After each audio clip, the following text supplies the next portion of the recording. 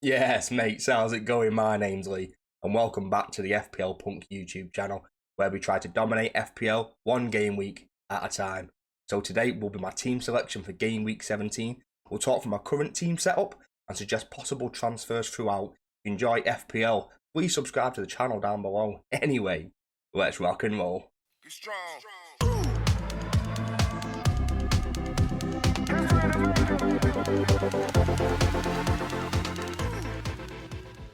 Right, mates, first up, we've got some team information in the bottom right-hand corner. My rank has gone up to 590k. Team value is 103.4 million. I've got 0.5 in the bank. I did have 2 free transfers, but I've already used one. I've gone Mark Gahey to Pedro Porro, and that's just to catch some price rises.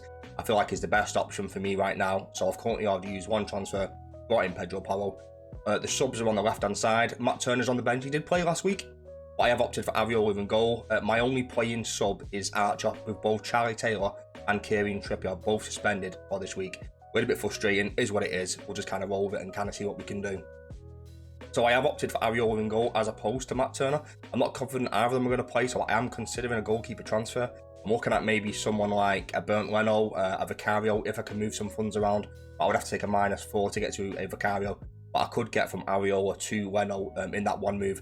If I was going to do that, I'd probably wait till next week as opposed to this week, because I've got Fulham playing Newcastle this week, and then I can do it for free next week anyway, so I wouldn't be too concerned about doing that next week instead. And I've kind of used FPL.team and kind of planned my transfers moving forward, and that makes a little bit more sense, and I don't have to take that -4.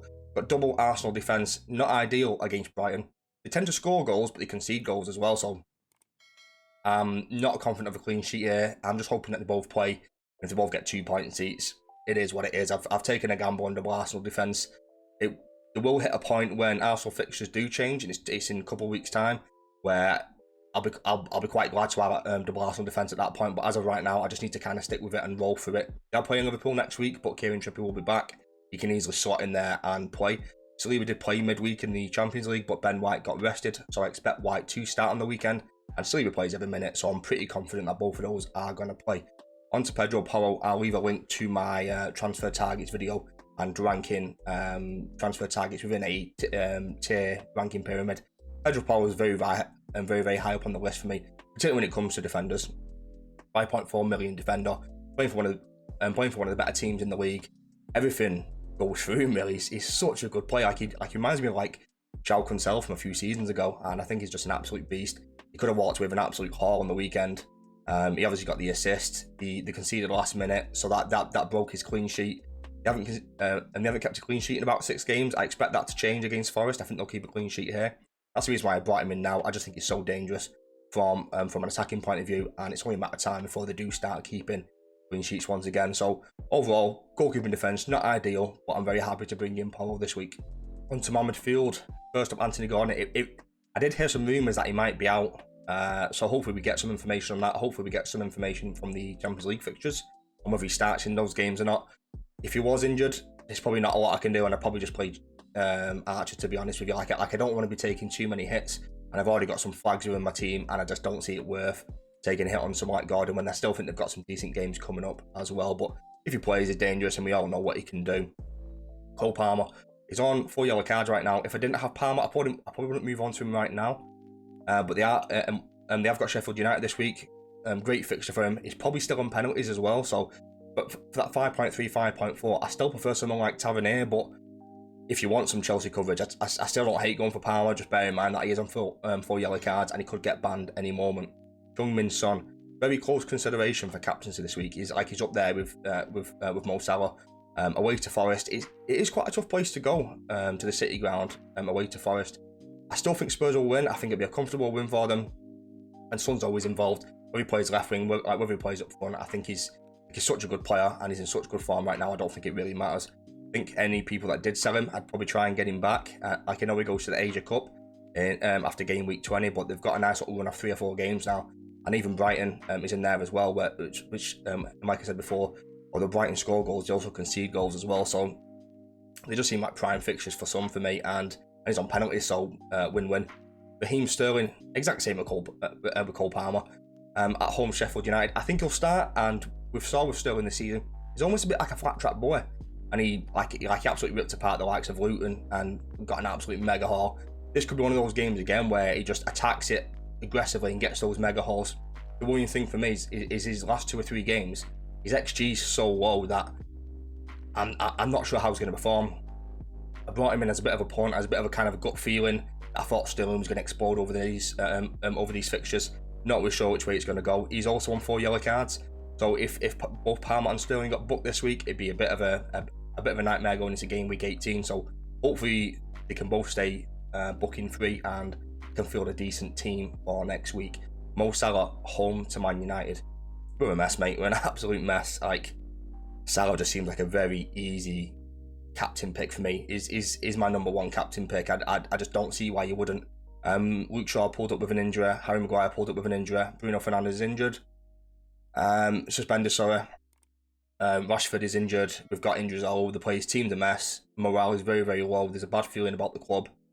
I just don't see why you wouldn't captain Mo Salah. He's got a decent record. I mean, I say decent. He's got a very, very good record against Man United. I just see him as a very easy pick. I particularly that the fact is at Anfield, I think they'll rip us apart. I think it'll be a very comfortable win for Liverpool, and Mo Salah is like he's always involved. I can see maybe getting 2 goal returns and just absolutely running riot. But yeah, for me, he's number 1 captain pick this week with Son a very close second, assuming that Haaland is good. As you can see there, I've got the captain set on Salah and I've got the vice on Son.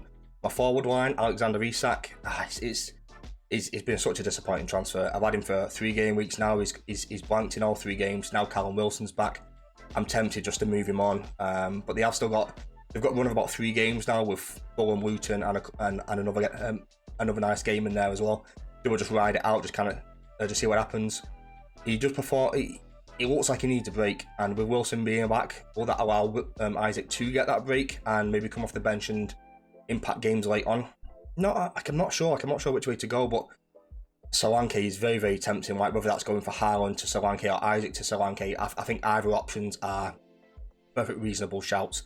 But yeah, it's just a shame that Wilson's back because it will impact Isaac's minutes quite heavily.